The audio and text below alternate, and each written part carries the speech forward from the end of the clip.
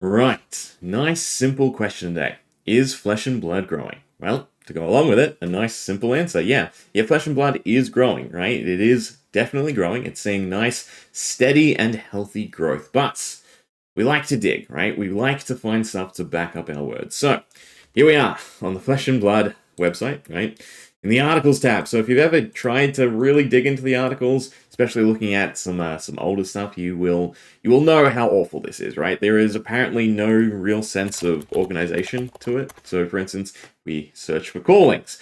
I don't know, they're not alphabetized, they're not by date, right? So it's a little bit rough to really try and dig through and find everything we want to find in order to, again, accurately gauge if flesh and blood is growing and how much it's growing by. But I've done my best, right? So I haven't gone too far back, right? It's mainly the most recent releases, the Hunted and High Seas. Call it at most probably a year in perspective, right? When it comes to using the articles for numbers. And the other thing to keep in mind is I view class constructed as the main format of the game. So when it comes to growth, right, the only growth I really care about is how many events are being thrown and, what's the turnout to those events. Again, mainly in the perspective of class constructed. So keep in mind that's what we're going to mainly look at today, but there are some other things that we can utilize to sort of get a starting point, right? So nice and simple, we can go to the leaderboards and we can look at XP in the past 90 days, right? So at the bare minimum, this means that these people have attended an armory event, right? So I believe that's the lowest level of experience, right? So yeah, we can go right to the last page and we can see how many active players there are for Flesh and Blood and its competitive scene. So 7,801, right? Which is definitely a decent number, right? I think another thing that sort of does Flesh and Blood a little bit of injustice is it gets compared to other IPs. So in the span of Flesh and Blood, we've seen what? One Piece come and just blow past it. We've seen like Digimon be revitalized, and then we also have had Lacana. So altogether, those are games with massive company backings and massive existing IPs. So generally speaking, they're going to rocket past Flesh and Blood. But that doesn't mean that Flesh and Blood isn't growing, right?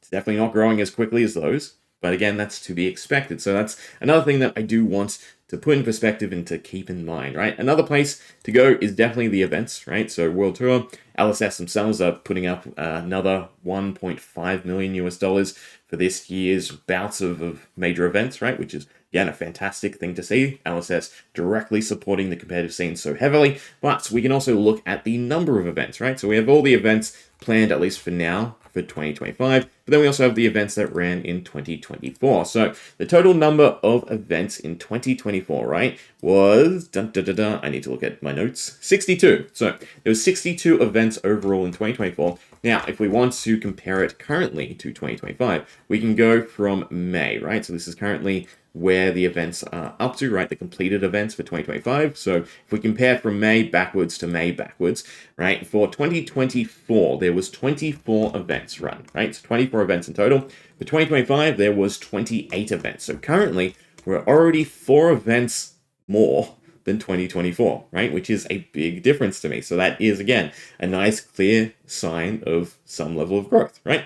Now, for 2025 overall, currently by the planned events, and I will definitely assume there is some stuff missing, right? But currently there is 64 events planned. So again, in 2024, the number of events that fired was 62. So overall, that's 2 events more currently planned for 2025 over 2024. So again, that's some apparent level of growth. Now, another place we can definitely look is something like the FaB Reddit for a community size. So 28,000 members currently in the Flesh and Blood Reddit community. Now, obviously that doesn't account for people with multiple accounts or people going inactive, but it's still a nice number to gauge. And thanks to the internet, we have something like the Wayback Machine, right, where we can view pages previously. So basically, I've looked through Reddit pages and tried to keep them around the same month, right? So June currently. So back in 2021, 2,600 members.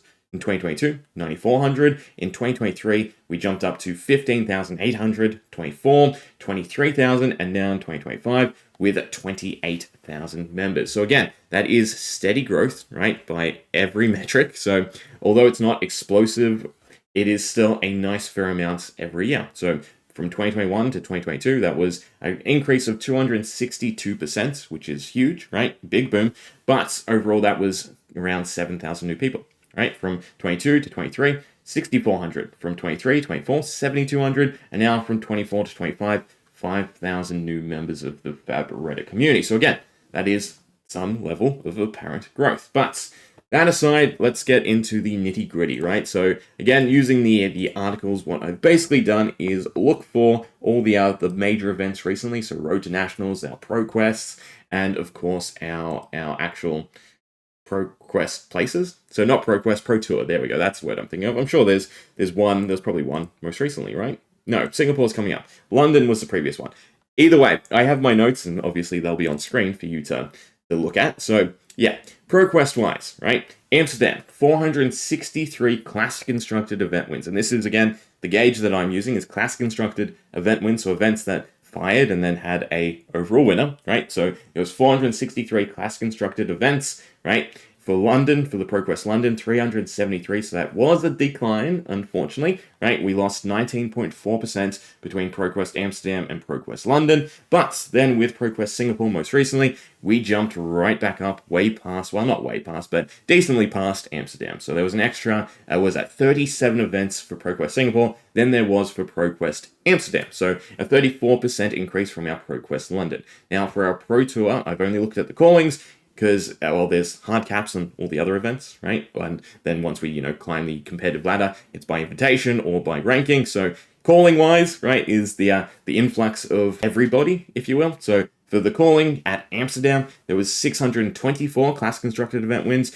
right? And then for the Pro Tour London, even though the Pro Quest London there was less, there was 898, right? So that was a 43.9% increase for, again, the calling event, right? Now, Road to Nationals. In 2024, there was 304 class constructed event wins, and now in 2025, 446. So another increase of 46.7%. So again, nice, healthy, steady growth, right? Which is what we want to see. So yeah, FAB is definitely still growing, still trucking along, and doing just fine, right? Now, on the other side of the coin, we can look at skirmishes. So, skirmish season 9, 10, and 11. Yeah, this is where it drops off a bit, right? You can definitely see people are not so amused by Blitz or Living Legend, right? So, skirmish season 9, 596 between Blitz and Living Legend, right?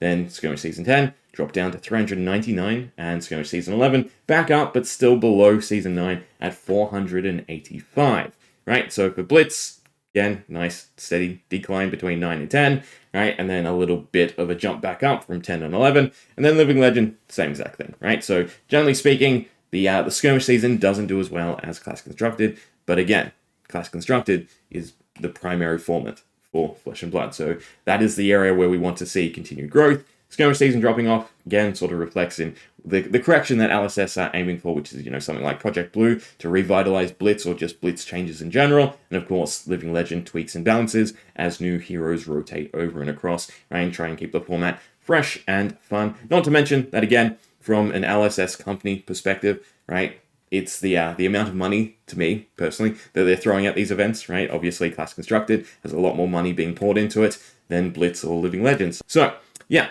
overall, just from these numbers that I could gauge, of course, Flesh and Blood is growing, steadily growing, right? A 40% increase, 30% increase, 20% increase, right? All of that is a decent amount, right? So, by this time next year, we might be around 9,000 players, which again, might not seem like a lot, right? When we compare it to, again, the much bigger IPs, but that is still a substantial amount. If we put in perspective of high seas, right, and what we worked out. So for high seas, we worked it out as 5 cases per print, right, of playset. So it takes 20 boxes of the community opening to supply a full 1 playset of all the major pieces for the community, right? So again, at call it 8,000 players, because I can do that math in my head a little bit easier. 8,000 players buy those 20 boxes means that the print run had to be, at minimum, 160,000 to supply every one of those players with a playset. Now, they might not all want playsets,